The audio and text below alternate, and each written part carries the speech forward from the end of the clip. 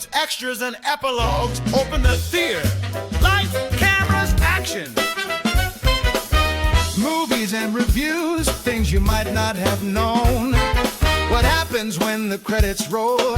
Let's get on with the show. I'm gonna do the fake cry and be like, but no. Egyptian Prince Moses learns of his identity as a Hebrew and is destiny to become the chosen deliverer of his people.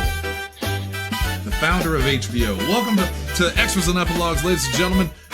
Well, you know what HBO stands for. Yeah, home box office. Keep moving.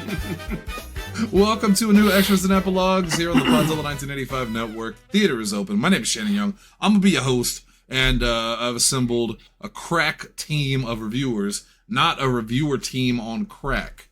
Let me introduce the cast as we do review The Prince of Egypt as we continue Animation April all month long. And it's been a hell of a month so far. So far, I don't think there's been one bad film. We had what? Brave Little Toaster, we all liked it. Ferngully, we all liked it. Anastasia, and I almost said Anaconda, we all liked it. And Hunchback, and we all liked it. So tonight, can Lindsay go 5 for 5 with The Prince of Egypt? Let's find out. And here to decide her fate, and the fate of all Hebrews, is Double H. Oh, come on, Shannon, admit it. You've always looked up to me. I have, but the view is... What does he say? The view is awful, or... It's not much of a view. It's not much of a view. Thong dasses. Already. Thirsty month. Thirsty month. It's the... with the White Queen, Lindsay Wilcom. I am here. Okay. And then, up top right there, he's the Wild West. He's Cowboy Kurgis. It's Zach. Doc, I know you was in town. Well, not from this film, and, yeah, it works. Why not? It's because I'm all West, you know? So that's what you get. This film it's kind of a strange film because talking about the Prince of Egypt, because it is a movie, obviously, but it is a movie with some very deep roots with a lot of people. This is one that I think a lot of people, depending on your faith, depending on what you believe, this movie means different things for different people. As far as I'm concerned, I'm trying my best just to review the movie as a movie, but I think it would be a lie to say that anyone can really separate the two completely. Because, I mean, this movie is about Exodus. I mean, this is about, that thing. One of the most famous stories of all time. So it's got a lot to live up to. How good of a job did they do? We're here to answer that question. And, Johnny, it's the picture of you with the American flag wrapped around your sexual stomach. I'll post it in the damn chat if you really want me to. Just move past it. Just move past it. Just move past it. Just move past it. It's so easy. I'm going to move past it. Let's, oh God, my screen's not wide enough, so every time he posts, it just says Jonathan Wheeler 1 because it cuts off the 9. And so I think that it's someone else. Whoever Jonathan Wheeler 1 is. Not him. He's the worst version of it. That's Darth Bowie. That's what I know him as. Let's jump into the film. Bowie. Let's jump into the film. Let's jump into The Prince of Egypt on Extras and Epilogues. Here we go with the stats. Released December 18th, 1998. Wow. A movie for Christmas that's not a horror film, although there are parts of this movie that are kind of horrific. Kinda is. Yeah. Mm-hmm. It's the original. 1 week movie. before Christmas, this was a very pointed release. They knew exactly what they were doing with that release date. You don't put this movie... The only other time of the year you maybe put this movie out is Easter, and even then it's not the same. It's not the same. You have to put this movie out at Christmas. You put this movie out and you tell your children, we're going to watch how beautiful and wonderful God is. And about the time God has murdered all of the firstborn children in Egypt, the kids look at the parents and go, when does God get pretty? Because right now, God seems kind of monstrous. And this is something that I had to ask myself as I was watching the film, because I'm not a religious person, obviously. I'm not a religious person. I'm not an atheist. I just, I'm agnostic. I don't know what to believe. I'm a man of science, but I can't discount it all. And so while I was thinking about this movie, I thought, man, God's a dick. Like God does some Hey, ridiculous stuff here. But I had to look and make sure. Exodus is in the Old Testament. That's Old Testament God, man. he was a different That's God. how Old Testament God works. That's a different God. Yes. Fire and brimstone. But Yep. Old Testament Very God much will so. fuck you up. but I also thought to Very myself. And can and Okay. has. But this is God we're talking about, and there's a couple ways you can look at it. In that, God is freeing these people who have been horribly treated. He is doing a good thing by releasing the Hebrews, and all of the people that do die and suffer. Well, he's still God, so it's not like he doesn't know where they're going. So maybe it's better for them. I don't know. I'm trying to give God some credit here. God, this is one of those movies that really made me think to myself, God works in mysterious ways. If you believe a certain way or a particular group or whatever, all of this was going to happen anyway because it's his plan. So it doesn't whatever he chooses to do, that's literally his plan. That's how it works. Yeah, boy, I wish he'd come I'm not back. saying you should. I'm just saying. I wish he'd come Well, back. God was now. never here. Well, You're talking about Jesus. no, the Spirit That's of God, the voice of God. Like I wish he would give someone else a staff because there's a lot of people that need to be smited. Makes you wonder where God lost his. Okay, we didn't smite anybody with the staff.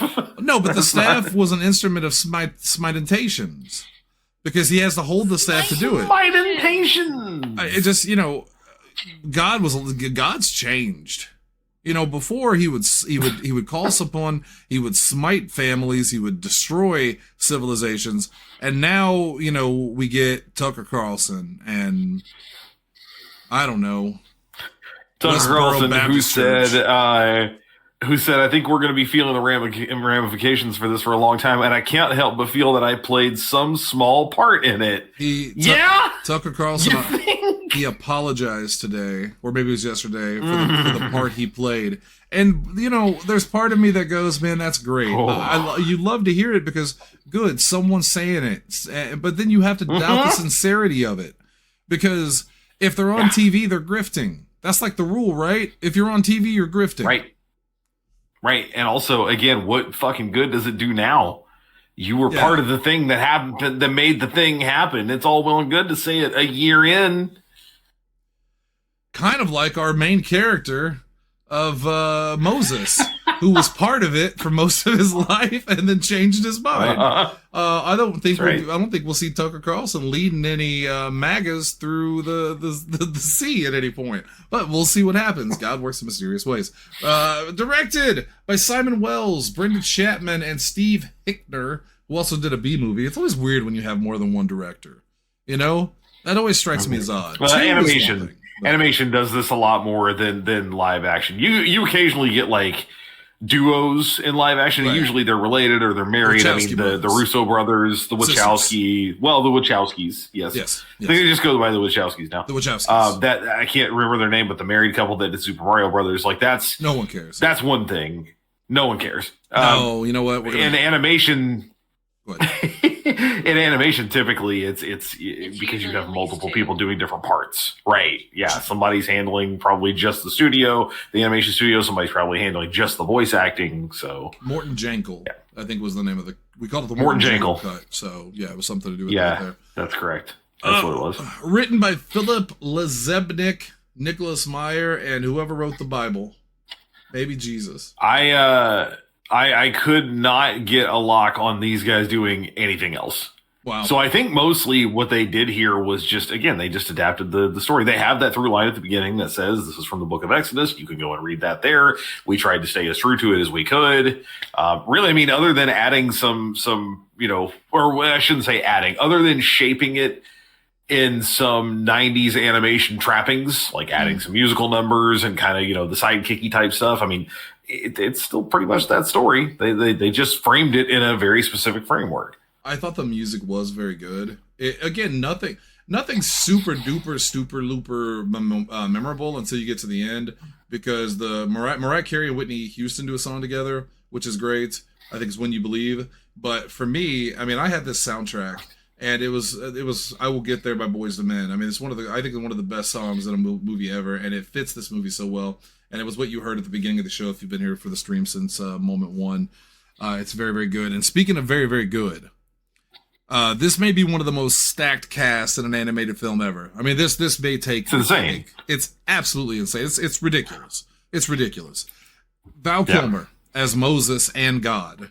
Although...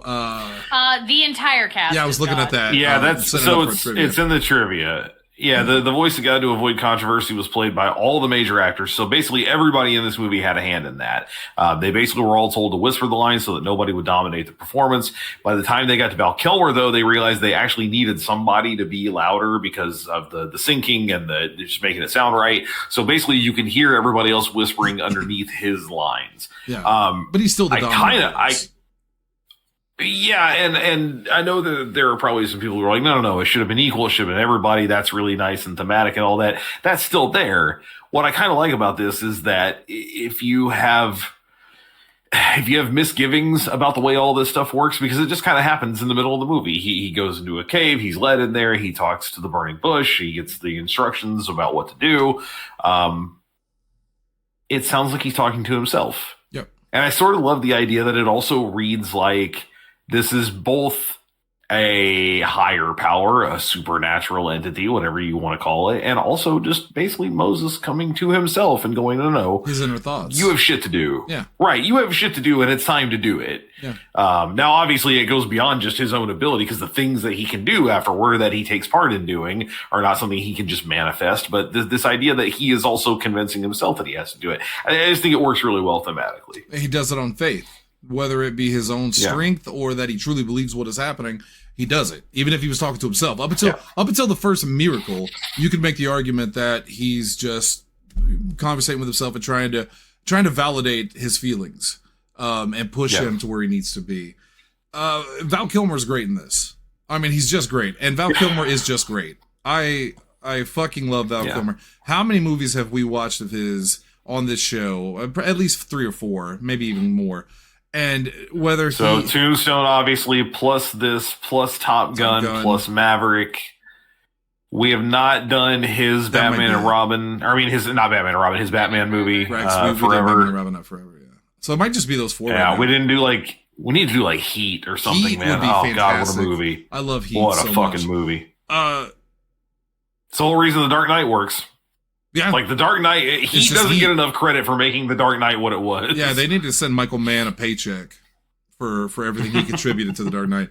But whether Val Kilmer was in like an iconic role like Doc Holliday, or he was or in an iconic role like Iceman, or in an iconic when you said it, role, I was like running the Rolodex down in my head, going, "What did he do that wasn't that?" Like, I'm not sure. When did he play a bit part? Yeah, I'm not sure Val Kilmer has ever been non-iconic, because even the movies that are bad or not so great, like The Saint's an okay movie, but it's an iconic role.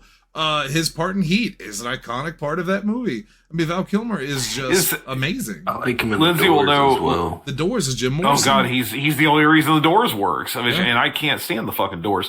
Lindsay, you'll know probably faster than the rest of us. Is how big is his part in Willow?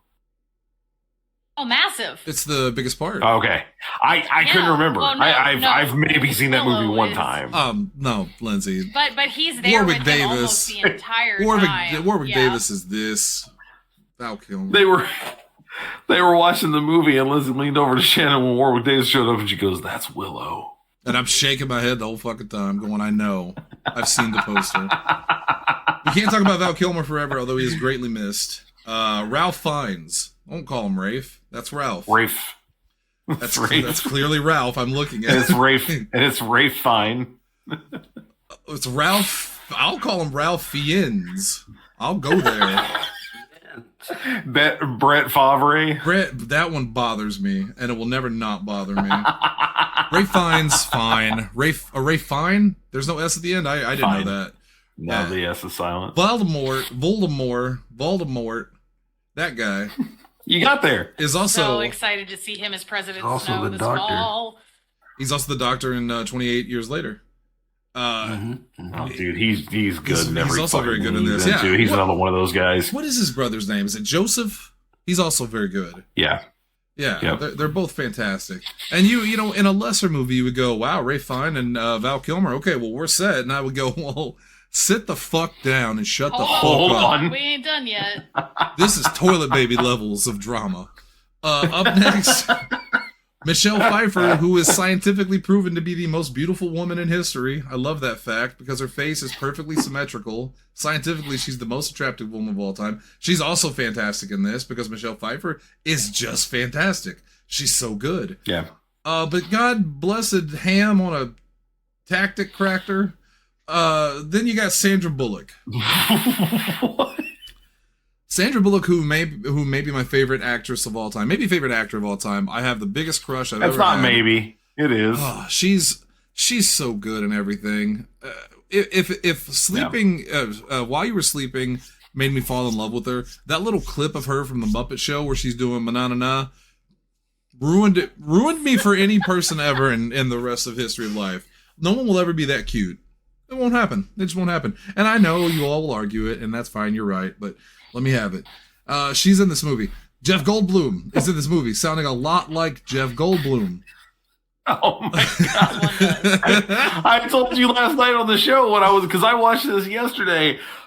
The moment that they walk out into the desert and he's playing this character Aaron, he's right there. I really wanted during the montage him to walk up to Moses and go, so you do plan to have some Holy Land on this Holy Land tour? Yes, you do. And then God up there is like, I really hate that man. I really hate that man.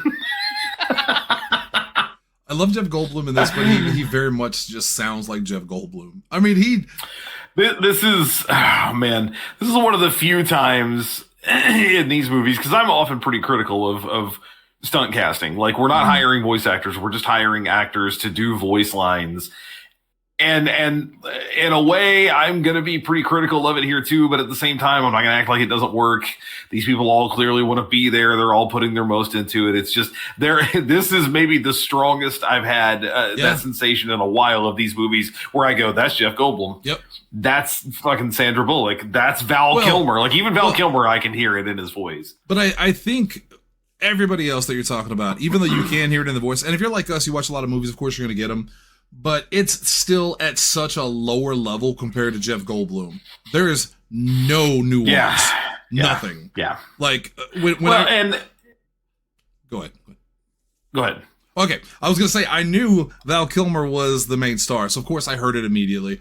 It took me a second to figure out it was Michelle Pfeiffer because I didn't know if it was her or she played the mother character. Ralph Fiennes, a guy. Hers blended the most for me. I actually didn't know Ralph Fiennes was in it. Like, I forgot about that, and I heard the voice, and I'm like, man, what a great voice! What a great voice! Who is that? And then Jeff Goldblum came on, and I went, "Are you fucking kidding me? Are you fucking kidding me? Where's my camera? Are you kidding me right now? Like, no effort." Here's the only reason I think this works better than it could have otherwise, and that is because these are real people. These are not characters that you need to. I mean, all right, presumably, like historically, as far as we know, these people existed in some form or fashion, the way that Jesus Christ existed in some form or fashion historically. It's not a character that has an established voice or a character that you need to build up. This isn't, we wrote this whole movie, we stunt casted the hell out of it. From now on, this character we created will be this person for you. Mm-hmm. These were people. So going into it, I feel like a lot of people who were going to see this movie didn't have some like preconceived notion of who these people were in their head or needed to have this character created for them. You didn't walk out of it and from now on, Moses is Val Kilmer in your head. It's probably not the case. This is one of those stories that I had seen this movie. Heston. I'd seen this movie one time in my entire life. Somewhere Tanner's erection is burning. I have 15 10 commandments. This is one of the movies, even though I've seen this once before, I knew everything about it. Like, as we're watching it, I'm like, okay, and I was doing it to Lindsay, and I apologize. I was like, oh, there's the burning bush. There's the blood sea, the sea of blood. It's all good. There's the parting of the waters. There's the firstborn sons. There, like, I knew the story. So yeah, I didn't need them to establish the character with me. I know who the fuck Moses is. I don't think many people are going to watch this thinking that. You go to Mario, And that actually kind of had a little bit of that was dead in the water anyway, because Charles Martinet had played Mario for so long. That's what everybody associated with him, you know. Now, if fucking Phil Lamar had done Moses' voice for 30 years, and suddenly Val Kilmer voiced him in the big action, you know, or the big movie, then you'd have a problem. You know what I mean? Yep. Anyway, We're still going on this because we're not done. I'm not finished. I'm not done. Patrick Stewart is barely in it, but he always lends a gravitas with that voice. Man, I'm not going to get into why, but I have recently been watching there's a BBC television version of Hamlet that the Royal Shakespeare Company put on, and they filmed it like a film rather than like a play. It's a movie. It incorporates like classic Shakespearean language, but also modern day stuff. So the opening scene is parts of it are seen through a security camera. Hamlet wears a t-shirt and jeans. Through a lot of it, it's David Tennant. But Patrick Stewart plays both the King Hamlet, his father, the ghost, and Claudius, his brother, the one who's the new king, his Hamlet's uncle. And so the day that I watched this, I had also seen that early in the day. So even if I didn't know Patrick Stewart was in this, the moment he opens his throat and says this very specific sort of the way he talks, and I went, that's fucking Patrick Stewart a mile away. Like, there's no way it's not him. To me, the difference, though, between that and a Jeff Goldblum is that, no offense to Jeff Goldblum, he's a wonderful actor. He's one of my favorite. But his voice does not carry the same weight to it that Patrick Stewart does. No. You know? No. Patrick Stewart he has a tone. Right. We're still not done, because Helen Mirren is in this, briefly, as the mother. I was going to say, if Patrick Stewart is in it for a second, she's in it for a millisecond. Yeah. Danny Glover. Recognized his voice somehow. And I was like, oh shit, this is Danny Glover. Hello. And then I didn't know this one. Lindsay had to tell me this one. I had no clue. Steve I can't Martin believe you didn't recognize these guys. I didn't recognize it. Steve Martin and Martin Short. So can I tell you why, or can I guess why? And you may not. This might be poisoning the water, and you might know afterward. Well, hold on. Before you answer that, I guarantee you it's the same answer Lindsay gave me. I bet you two are thinking the same thing. Go ahead. Because they cast them as different sized characters. That's exactly what she said. Yeah, that's exactly. Yeah, Martin Short is the taller guy, and then Steve Martin is the little squat guy. Yeah, very smart move. Very smart move. Yeah, I think by them. Yeah. I said it while we were watching it. Sarah's seen this movie a million times. I'd never seen it. And when they came up, I was like, oh, I see what they did there. Because, I recognize their voices because I know what to listen for. I knew it was going to be them anyway. Plus, I love those guys. I've been listening to them like crazy between Only Murders in the Building and their live show and all that stuff. But also, I went, I could see how you might not, because they cast. Not, I keep wanting to say miscast. They flip-flop their casting. Yeah. They opposite. Which is smart. The way that you wouldn't expect. Very smart. Yeah. Very smart. Yeah. And there's even more people in the cast, honestly. There really is, but that's what will cut it off. We can't go all damn day. Yeah. We got to keep going with the stats here. Runtime of 98 minutes. It's a good length. I think they could have gone longer, honestly, because there's a lot of story there that you can tell. But I think they did it very well. Budget versus box office, $70 million versus $218 million, you heathens. Which is, it made money. Most of that budget, I would expect, went two directions. Three directions. Which kind of at a certain point, you're like, well, then that's the movie. What's the name of that? Okay, I remember his name. Keep going. It's got to be, number one, your casting. Although I imagine a lot of them took a lower pay cut or a payday for this kind of thing because it was kind of a passion project. They believed in it. It was a big deal to them. And a lot of them, again, are only in it for a few seconds. Hans Zimmer, getting Hans Zimmer to do the score, there's no way that was cheap. No. The music in this is, and when I say music, I know you were talking about the soundtrack. I'm talking about the fucking score. They're both good. The score is wildly good. Excellent. And then the animation specifically for the parting of the sea. Just that sequence alone had to have cost fucking millions of dollars in 1998. Come on. I thought the for back a letter turn, the smoke, the ghost, the god's wrath killing all the kids was really good, with the way it moved around, and it just looked very creepy. But when he parted the waters, just that visual, even I went, holy shit, that's insane. That's amazing looking. And it's not like it just happens and then they go. It's the entire time they're walking through it, and they have to animate the sides. Oh my god! Yeah, genuinely one of my favorite. Whale. That may be one of my favorite shots I've ever seen in a movie. Legitimately, I forgot all about it. It's gorgeous. When you see the whale light up, that is beautiful. That is perfect. Fucking perfect. When I was a kid, I remember that that was like the main part. I enjoyed seeing it in theaters because I saw it, in theaters. But the parting of the sea. I just remember that whale. And the whale. I was just like, that's a whale. What's that whale? That's so cool. That's a big whale. Yeah. That's like that's awesome. I love Zach saying when I saw that whale, I was like, that's a whale. That's a big whale. That's a big whale. That's Big Chappie. Man, As opposed that's a big to a whale. tiny I whale. was 6. That's big I chungus. was excited. That's big I was like, hey, I know that animal. chappus. That's a whale. Critical reception. 79% critical rating on Rotten Tomatoes. That's 7 out of 10. Metacritic score of 64 out of 100, which is generally favorable. No cinema score, but 3.54 out of 4 stars from Roger Ebert, who said, the movie is not shy about being entertaining, but it maintains a certain seriousness. One imagines DeMille had a film like this in his mind before he had to reduce it to reality. I saw another review that actually gave it a negative review, and part of the reason it gave it a negative review was because it said it lacked joy. And I get it, but it's Exodus. Yeah. Well, I mean, it's an animated kids film in the 90s, which was not expected to be this. When they were serious, they also had a lot more elements of upbeat stuff around them, and you can tell they tried to do that here with the playing with the big boys song and all that. That was a very Disney chariot song. race theme. That song felt out of place. Right, that felt like straight from a Disney villain. See, that's the problem, and that's where if I give them any credit, I don't think it lacks joy, but I think it tries too hard to be that. It's trying too hard to pull itself in two different directions. Be one thing or be the other thing. And I think they should have just kept it at the one thing. Now we can actually talk about the film. What is it about? It's Exodus. It's the story of Moses. Goddamn. Go read a Bible. Read a book. Learn yourself. You mentioned, or when you said DeMille, you look kind of, Cecil B. DeMille. Yeah. The film with Charlton Heston. Yeah. I was worried I was butchering the name. I thought I was going to say it wrong. That's why I went DeMille, and then I went, in my head, I was like, no, that's right. You're not that dumb. Yeah, that's, now I can't think of the name of the movie. What's that called? Ben-Hur, wasn't it's it? not called Moses. 10 Commandments. No, that's a different movie. I know. The Ten Commandments. I know. It's called The Ten Commandments. For a minute, I was like, no, I don't think It's so. not Yeah, it's The Ten Ben-Hur. Commandments. I wish they had kept it the one thing, because one of the things I genuinely love about this film is that the seriousness in the actions. I don't think there's an action taken in this film that doesn't feel like it's weighted. You feel the consequences of every death.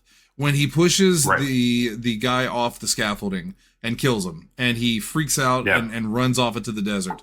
And especially when Moses has to do the things that he has to do. He's just following God's word, and he knows what God's going to do. And the sorrow in his face, even in this animated character's face, the sorrow in his face from one, knowing what's going to happen, loving his brother, and knowing that his brother will not bow down, and knowing what will happen when he doesn't. They did such a good job in animating his expressions to make him look like, even when he's winning, That's DreamWorks. He's troubled.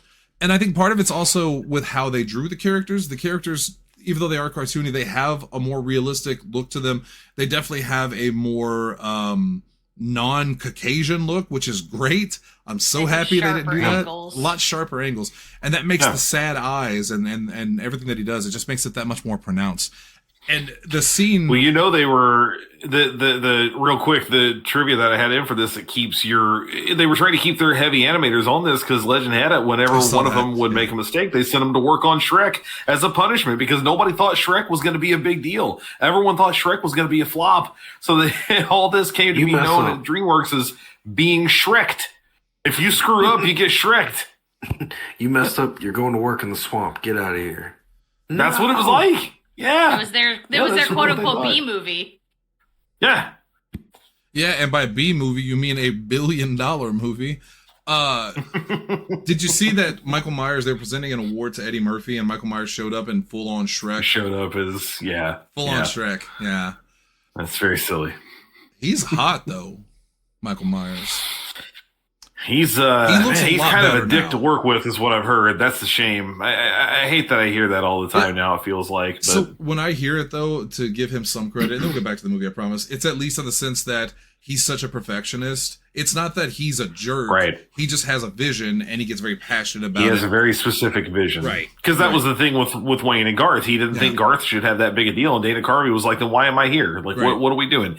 I also have a vision. Let me run with it. And to be fair, he did say, like, once he did, he saw, okay, this makes a lot of sense. They work better as a duo than a singular character. You notice after that, you don't get a lot of Mike Myers duos. He does a lot of, I'm the lead guy and you can also be there type stuff. I get that, though.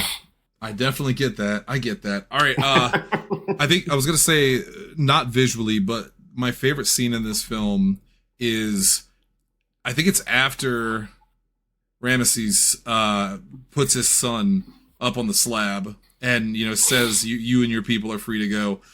And even though Moses has won, he walks out and he breaks down. That's not something you normally see in a cartoon.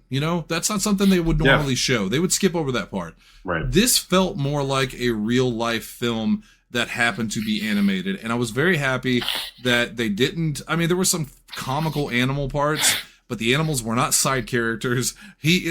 Fucking Moses didn't have a plucky little animated toy that only he can see and hear and sing with. It would have been a sheep, right? It would have definitely been one of the sheep. Or an angel, or maybe a locust. It would have been like Lenny the Locust, and he's got a top hat. He did have the dogs for a while. Like, There were dogs. Over the fucking There were some top dogs. hat motion. that's Lenny the Locust. That's what he does. He has a very He's leading the good. plague. He's got a very good like R&B jazz 80s rock thing that he does. It's very cool with a little Dean Martin. Anyway. But no, you're right. You're talking about the weight of Everything's like weighted. Everything they do. Yeah, the way that like their actions clearly weigh on them. And I thought that worked a lot better than just so. When Cecil B. DeMille made the 10 Commandments, you could tell, and this is what Roger Ebert was talking about, he wanted to make more of this kind of movie to really show like the whole spectacle of everything. Reality was you couldn't do that at the time he did that. I don't know what year that was, but it was like in the 50s or 60s. right? I'm almost positive. I'll look it up. And there was just 56. no way to do that. Animation.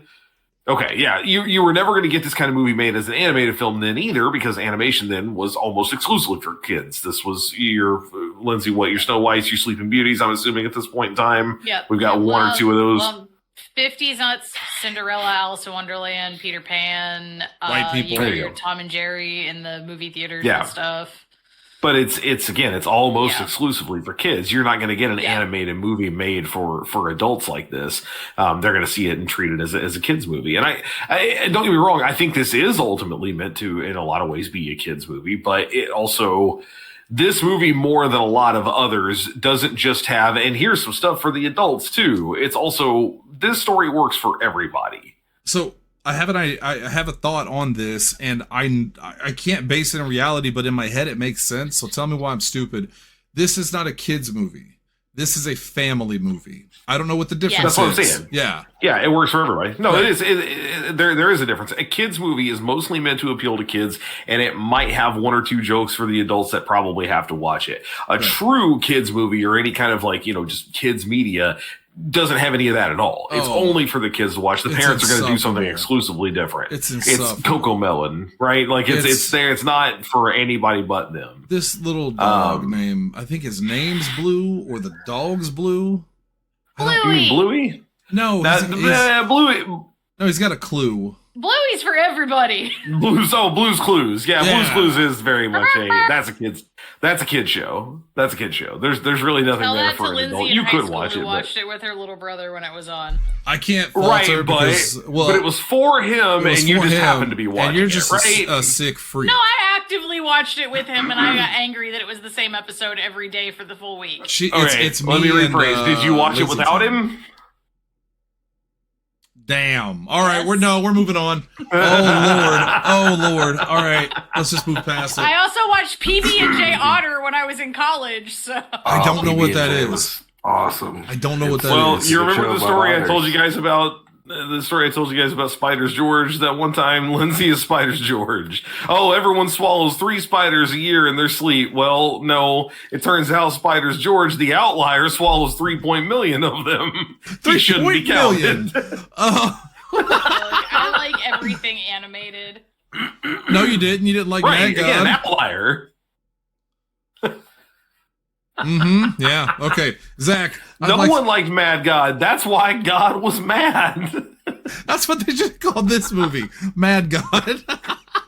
They got the titles wrong. They got I don't know how that other one relates to the Prince of Egypt, but none of the rest of it made sense, so fuck it. Zach, I'll throw this to you, because you said a couple weeks ago, you were like, I'm curious to see how you guys react to this movie. I had seen it, Lindsay had seen it, Hunter hadn't, but it sounds like you had also seen this film. Were you a fan of this film before? It sounds like you were. Yeah, no, I saw this movie in theaters, but I also knew the story because I grew up in church. So it was just cool for me to see like an animated version, and then the whole like seeing the different stuff, like the staff becoming a snake and all that was, appealing to me. But I actually have this movie on VHS, and it came with the camel. I have a plushie of the camel, and it's still in its original packaging somewhere. But I also have the 10 Commandments on VHS because we had both in my household. So and we had Dwarf on Golf. And we also had we had Dwarf on Fishing, if I remember correctly. Yeah. And to be fair, that was my grandpa who had that. And what was the one guy that did this streak? Ray Stevens? Ray Stevens, yeah. I can't lie, I watch that shit all the time. Mississippi Squirrel Revival is my jam. Me again, Margaret. Don't look, Ethel!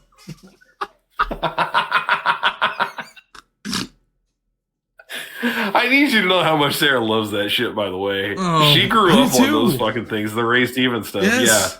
Yeah. Yes. If I woke her up right now and says, me again, Margaret, she'd go, are you naked? God, I love Ray Stevens. I gotta find... He's not MAGA, is he? I think I found he was not MAGA. While I'm looking this up, Zach, continue to talk about your experiences with Jesus in film form. Well, I was in first grade when this came out, and I don't remember who my first grade teacher was, but she had a computer system set up that she would let us create our own little books, so to speak. So essentially it was this, you had an image with a background, and then you could add a select number of things. So I remember I used one of my things to write a book about going to this movie, because my mom and her girlfriend at the time took me to go see this movie. So I need you to know, and I love every bit about what Zach just said, but also I looked up Ray Stevens in general, and he won Grammy Awards. No, he was nominated for Grammy Awards in 1980 and 1988 for Best Comedy Recording. These are my two favorite things to read back to back, because you could also say them by saying, Hi, I'm Troy McClure. You might remember me from such comedy albums as I Need Your Help, Barry Manilow, and Would Jesus Wear a Rolex? Oh, Lindsay, what about I read you? those two things and I was like, it's just... So my history with this movie is that I avoided this movie for the longest time. With Ray Stevens. What? Right, talk about Ray We're Stevens. talking about Ray Stevens now. Right. I don't know Mississippi jack shit Squirrel about Ray Revival. Have I never shown you the streak, Mississippi Squirrel Revival? Or No. the other songs he did? No. It's me again, Margaret. It's me again, Margaret. You can show me later. Oh, and you will see. Go ahead. You'll all You'll see. all see. Now go ahead. I'll stop interrupting.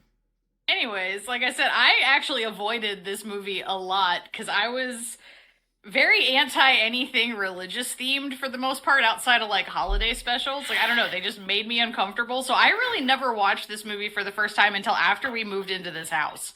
I watched it a couple of years back just because I think I was watching a list of best songs in animation, and Deliver Us was on it, and I'm like, okay, that's actually pretty damn good. So I sat down and watched it finally, and I enjoyed it. As far as that goes, like this film is in like a little box of things that I trot out at different times in my life when I really want to believe in God. There are things that I'm like, oh, I saw this or I heard this, and I went, oh, that makes sense. This and Oh Brother Where Art Thou did more for me in terms of religion than anyone that's ever talked to me. I was closer to believing in God because of these two films. I sought this film out when it came out. I wasn't even a big animation fan. I've never been a huge animation fan. There have been times. But I wanted to watch this because of the religious aspect of it. What I didn't like at the time was that it was a musical. I specifically remember thinking, I hate musicals. I will never like musicals. Why does everything have to have a goddamn song in it? Skip ahead to after Lindsay changed me. She fixed me like The Lost fixed Julia Nemeth. And now I love musicals. Well, her and Moulin Rouge, because I showed her in Moulin Rouge. Fabulous. So. No, you didn't. I had seen Moulin Rouge before. Well, you don't have to lie now that you're on the show. You can just be honest. I'm not lying. All right. Well, let's see how long this lying goes as we move on to our reviews.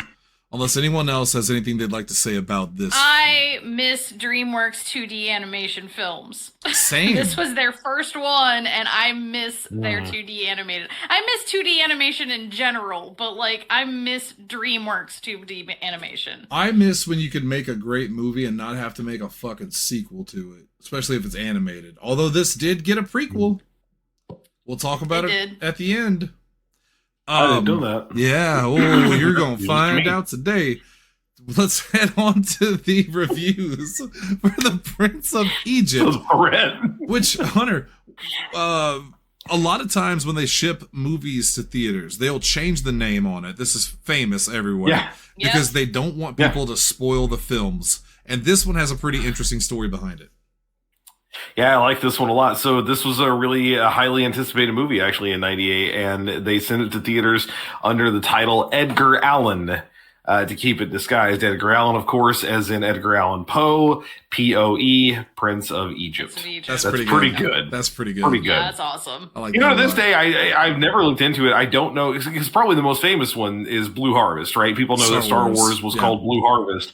I don't know why. I don't know if it had anything to do with the blue milk, and then they were moisture harvesters. That's what I always assumed. I mean, that's literally what I always assumed. But I don't know. I've never looked into it. I'm going to find out. It's unrelated right now, but I'm going to find out. It's anyway. okay. I love those little facts of this movie was shipped as this because they're always interesting. Let's get to the reviews, though. Yeah. On this show, of course, we follow a 5-point system. 2 crosses turned up the right way, you love it. 1 cross up, you like it. 1 cross up, 1 cross down, you're confused. You need to seek a pastor, but it means you're neutral or indifferent to the film.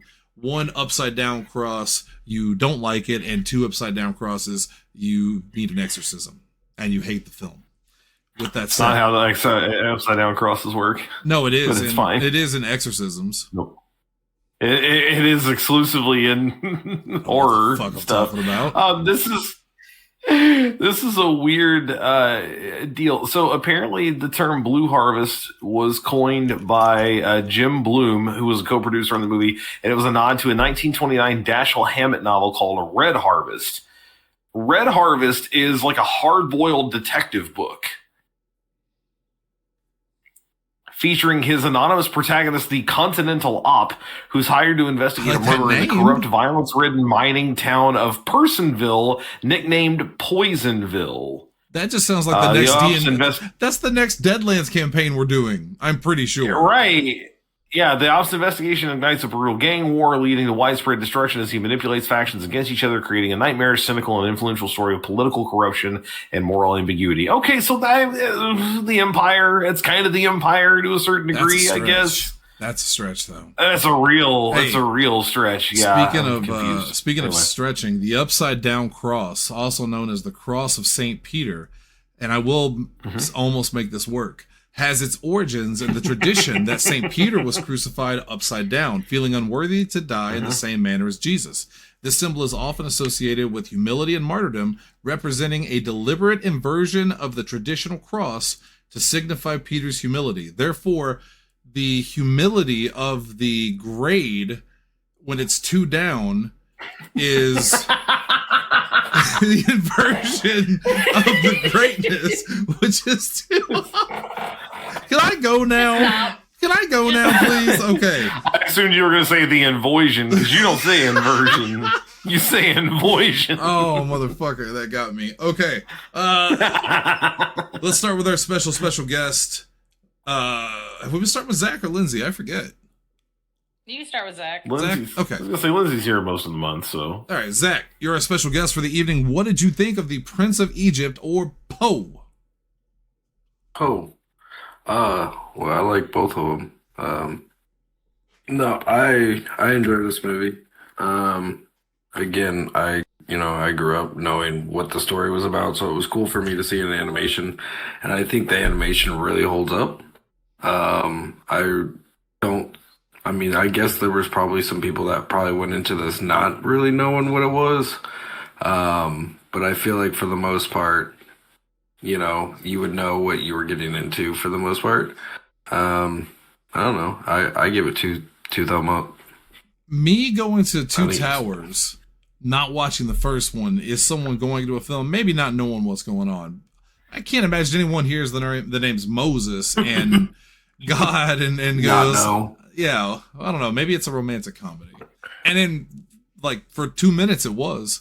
The whole thing with especially him and his future wife, like how they met and interacted and the teasing and stuff. It was kind of a romantic comedy for about 5 minutes. But especially in, 98. So, All right. but yeah. 2 thumbs up from Zach. 2 crosses.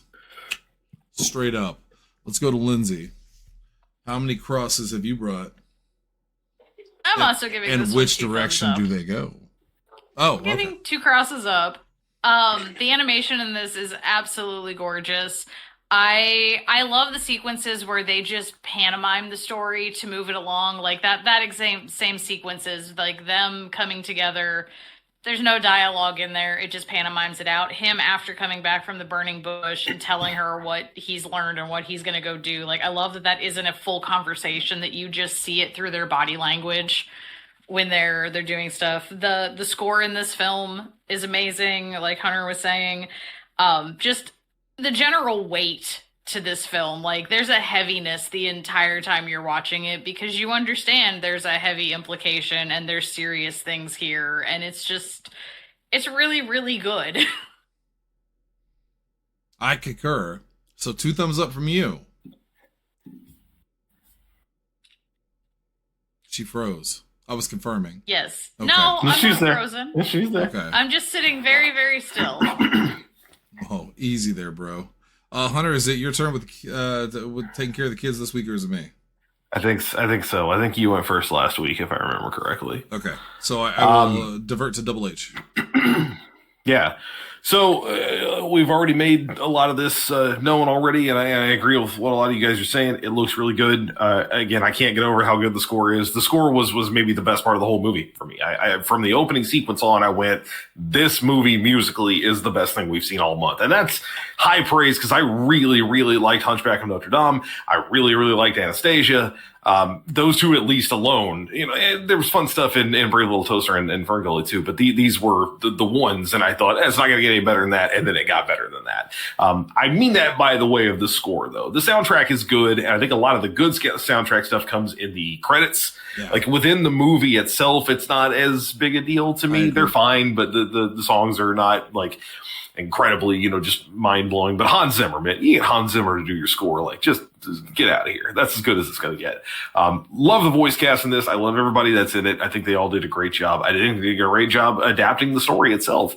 That said, I do think the movie's a little uneven. I don't think it is devoid of joy, that or whatever that line was. That's terrible. Yeah, it's no. not that. But there are times where I feel like you can feel this movie fighting what it wants to be in the same way that the Ten Commandments fights what it wants to be. Although in that situation, it was, we want to do more and we can't because we don't have the tools to do so. We have to do this live action. We have to do it with whatever element of special effects we have in the 1950s, which is practically nothing, especially compared to now. or even in 98, when you could do an animation. I think the pull in this movie instead is we want to make a really solid, good adaptation of the Book of Exodus and the story of Moses.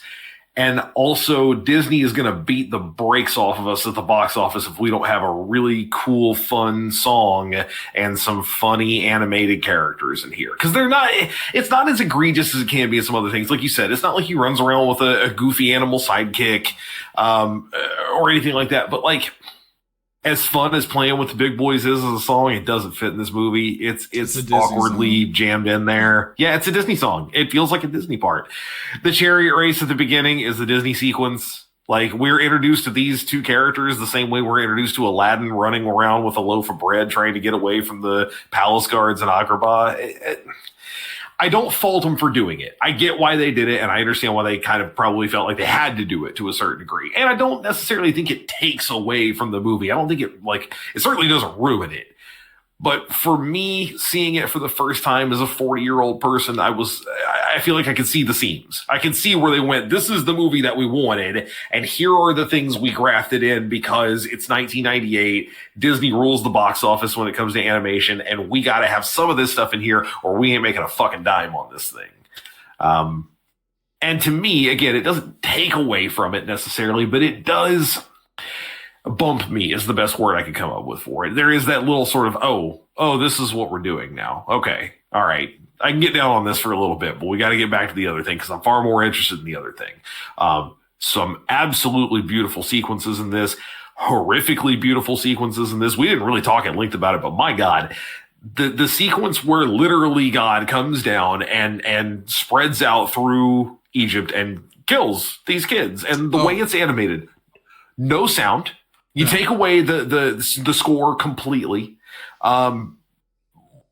There's two specific shots in it that get me. The one who's walking through the door, and then you just see the hand as you hear him fall over, and then the other where afterward they pull out and they show the whole of it when the manifestation of God goes away, and you just hear the faintest screams here and there. These little pinpoint pricks of them, horrifying. In the best way, admittedly. I mean, my God, you really want to get that sequence across? You did it. It's done. And the sequence where Moses realizes what his father had done, throwing the babies into the, that's horrific. Yes. I wondered how far they were going to take it, and they show early on that they're gonna do it. They're gonna go there. Yep. Yeah. 100%. So ultimately, I am going to give it 1 up. I'm not going to go the full 2. I think it could have been better without some of the, we're making concessions for the time and the way it's being done. But this is still a really solid recommendation. I think you should watch this movie. I don't think it's something I would watch again. If I'm being perfectly honest, I might watch scenes from it again. I really, really like the parting of the seas and, again, the manifestation of God deal. Those are really good. And there's a lot to really like here. But I do think that it is... unfortunately, in a way, it's a product of its time. I think today you could totally get away with making this movie without having to make those concessions because you put it on a streaming service and you don't have to worry about it. You can do whatever the hell you want with it. You don't have to concede to, if this has to come out in the theater, it's got to compete with the next Toy Story. It's got to compete with the next whatever Disney's doing, I also feel, maybe I'm crazy. I feel like it would lessen the impact if the movie came out today, though. I don't know why I think that. I think that the time period it was in maximized. I can tell you why. Because if it came out right now, we're so divided that as a people, as a country specifically, but in the world, it would purely be treated as derogatory trash from the from conservative right or whatever. Yeah, right. It would absolutely be somebody did something that's wrong. So because this. Oh, go ahead. Sorry, I'm gonna forget the joke, but I don't. I could just wrap it up really quick. We say this often. If I could give it 1.5, I would. I can't go full 2 because I have enough reservations about some of the way it's done. But boy, it's about as close as it gets. I don't think it is at that level of perfection, but it's damn close, and it's still a very good movie. I'll start my review off by saying this is the film that movies like God's Not Dead wish they were.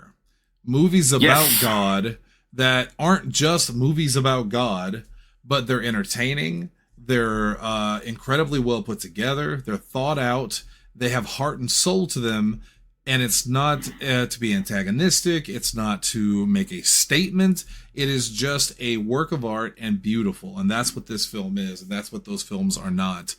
I'm just going to say it out the bat. I am going to give it 2 thumbs up. But it is by the slimmest margin you've ever seen. Because everything Hunter said, I was thinking this whole review. And I've been going over it in my head over and over again. And specifically the 2 things you mentioned. The song and the part at the beginning where they're racing each other in the chariots. I didn't like that scene.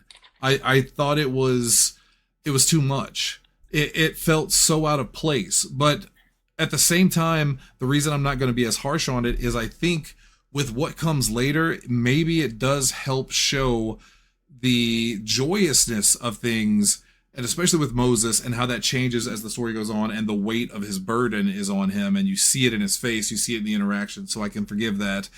And the song, I agree with you 100%, but it didn't shake me enough to fault it. Like, it is a fun song, and it's Martin Short and Steve Martin, so, you know, I agree with everything you said, but it just didn't sway me enough. But if it's the same thing. If I could do a 1 point, like, whatever is halfway between that 7.5. Yeah, it would be that. This movie comes razor close, but I really love this movie. I thought it was a great film. It didn't just make me tear up and cry because of the song that I knew was coming. I love Boyz II Men, but the story, the grief, the impact, all of that stuff. If you took the religious aspects out of this and just took this as some kind of historical fantasy, even, it would still have those same impacts. I feel like. The death of the children, and then the death of the children again later on, and the impact of that and the weight of that, it's all done so well. The cast is top notch, the animation is top notch. I really, really love this film. I was debating through the whole film whether or not it was going to be a 1 or a 2, because at the beginning I was very much in the 1 camp. You could literally see my meter going like this as the movie went on, and by the end of it, I fully ran up at the 2. With those small problems I had with it. And it just wasn't enough to sway me in the down direction enough. So it is getting 2 from me. But again, I want to put an asterisk next to it that I get it. I do. But I think we all agree that it is, at the very least, it is a very good film. And it's maybe it's cheating because it's based on something so incredibly intimate to a lot of people. Versus like a video game, and I haven't seen the new Mario film, but I did see the original Mario film, and I liked the original Mario film. But with that said, I get it when Hunter says things like, you know, this movie is lacking what kids need, because there are films like this which you can point to and go, but see how good this movie is, see how well done everything is. Yeah. You know, I wish I could tell you exactly what it was, and maybe that's a testament to the film itself, because I don't remember at what point I did this, but I started this movie, I think I started it by myself, and then Sarah came over to watch it with me. And at some point in time, I distinctly remember pausing it because I had to go do something else. But when I paused, I looked over and I was like, do you remember when movies, especially movies for kids, were fucking about something?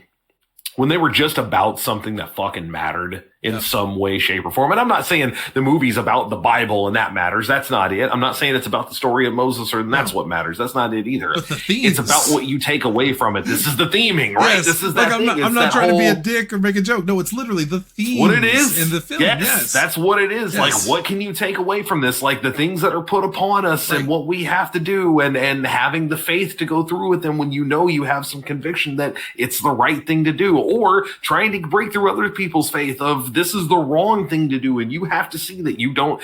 God, the living up to your parents' expectations and what they did and trying to be better than them. Oh, the vengeance is a huge part of it. It's just a topic in general. Like an eye for an eye leaves the whole world blind. Are you gonna seek revenge? Dig 2 graves. My God, you could do it all night long. Yeah. It's all there. Yeah, it's and it made a fraction of what Mario will make. Look, I like Mario. Yep. But the world's not fair, okay?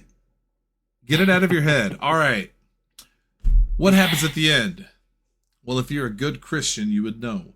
Moses, Aaron, I'm so sorry, Miriam, and Zipporah, along with the other Hebrews, leave Egypt and arrive at the Red Sea. Ramesses and his army then arrive and pursue them, and Moses parts the sea with his staff, which is, again, just a genuinely gorgeous scene.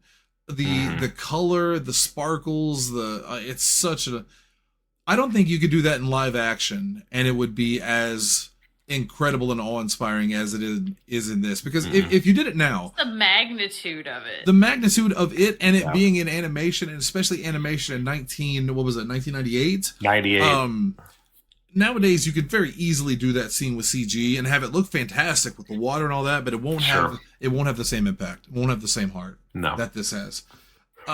The Hebrews are guided safely across, and the waters close on the Egyptian army, while Ramesses is spared and thrown onto the rocks. Apparently, specifically only him. Moses then bids his brother a final emotional farewell. Again, even in the end, extremely sad, before leading to the Hebrews to Mount Sinai. The Sinai? Is that right? Yep. Okay. Where he receives the 10 Commandments from God. I mean, that's a fucking ending, you know? Yeah. What do you want me to do with that? And they did it right before he gets mad. What you didn't see was he had the 15, and then he dropped the 1. Yeah. He dropped it. Right. So what happens? It's the best sequence in that whole movie. What happens after the credits roll? Well, I mean, again, this is based on the Bible. You can go read the Bible, and it will tell you all of that. I will tell you, in fact, I'm not even going to attempt to rewrite anything. No, I don't feel comfortable. I was going to say, that. going into the show, this might be the one and only time that we have to fully betray half of the show's title. Yeah. This whole show was founded on the idea of Shannon texting me or messaging me on Facebook at like 2 a.m. going, "Hey, what if we did a movie review show? Yes, where we talked about what happens after movies, like where does it go from there?" And I was like, "Fucking, I'm in. Let's do it. Here we go." We've talked about this a million times. Go back and listen to the very first one with Tanner over Evil Dead Rise, and you'll see exactly what we're talking about. This is the one time where I'm with you. I think trying to even do anything further from this is either full blaspheme, or at the very least, it's just, who the fuck do you think you are? Who am I? The only thing I will say is, who are you to resist? If I could change anything, I would make those exact changes you were talking about. I would take out the sillier elements. I would make this an adult animation.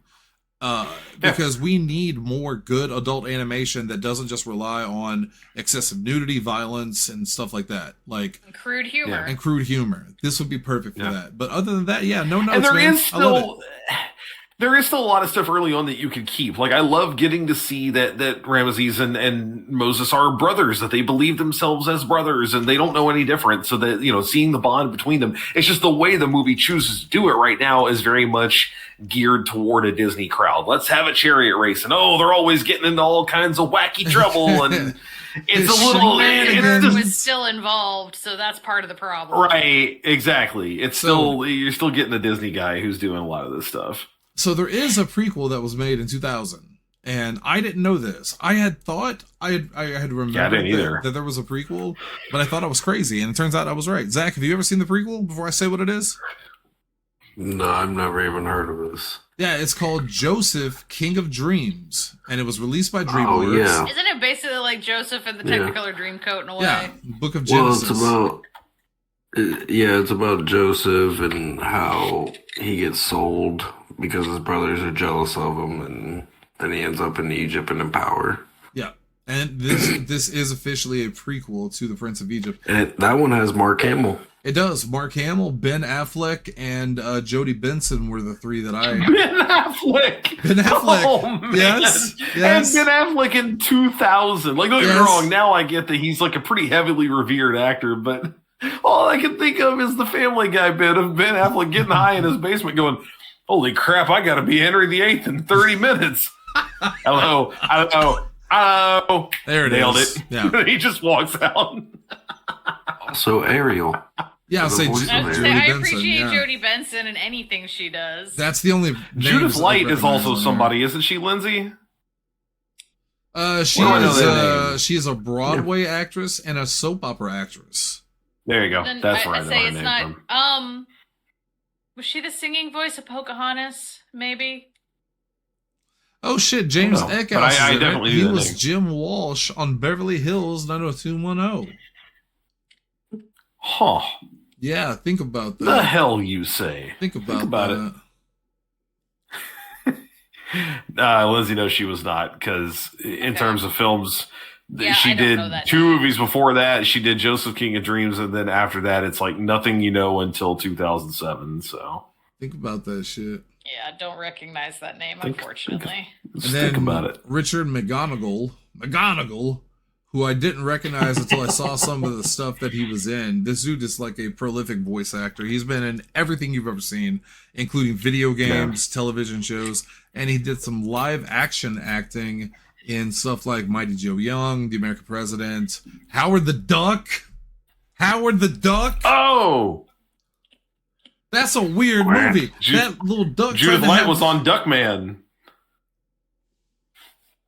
Who was she? Ooh. She's in 3 episodes. Oh. She's a character named Ursula Bacon Chicken. God bless you, Duck Man. Lindsay or Zach, do you have anything you would like to add? Would you like to change? Yeah, the you want to Bible? rewrite the Bible? Yeah. No. I do not. not. As I said before, religion makes me uncomfortable, so... This is one of the funniest epilogues we've ever fucking done. It's like they asked us to draw the fucking Prophet Muhammad. And we're all just like, ooh. I don't feel like I should. I think I'll just take Weird, the man. loss Oh, on you this look one. All right, well, that's going to do it for us tonight. But tomorrow I'll be beating and crying all night long because we're doing Coco. I hate this movie so much. I'm giving it 2 thumbs down, and I'm telling you now. love it. She loves my agony. How does love bring forth such pain? It's You deep, know. man. Stop it, Zach.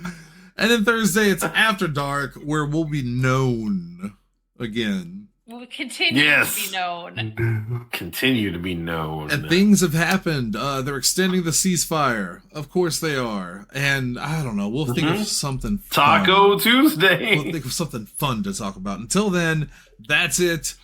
Stick with us for just a minute or two in the chat, because we'll hang out for just a second. Then we gotta go plans to put forward. Thank you guys for listening. Check us out pretty much all week. I have a giant, apparently a praying mantis in my ear currently going to town on me. We stream pretty much all week long. You can catch the shows weekly and then the gaming on the weekends. And it's a great way to just hang out with us. You can be part of the show. We'll read your comments on the air. It's Twitchzilla 1985. Join us on there. And until then, the balcony is closed.